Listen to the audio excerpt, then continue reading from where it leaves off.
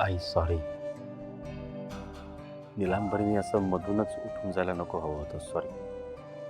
अधिराज, हे बघ, मी निलांबरीचं मन समजू शकते, अगदीच समजू शकते.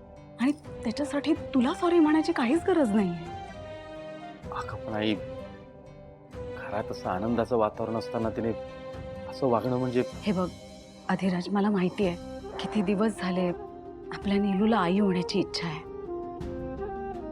तुमच्याकडून तुम्ही सगळे प्रयत्न करताय, पण तुम्हाला त्यात यश मिळतच नाहीये. आणि अशा वेळेला दुसऱ्या कोणाची गोड बातमी ऐकली की वाईट वाटणारच. तिला एकटं वाटणारच. तू नको विचार करूस जास्त. आम्ही पण एक सगळे प्रयत्न करतोय का? कित्येक डॉक्टर बदलले, डॉक्टरांनी सांगितले सगळे उपचार करून झाले, पण आता यश येत नाही. त्याला आम्ही तरी काय करणार आहे? एक सांगू का, तू तिच्या बरोबर आहेस याची तिला जाणीव करून दे. तिची काळजी घे.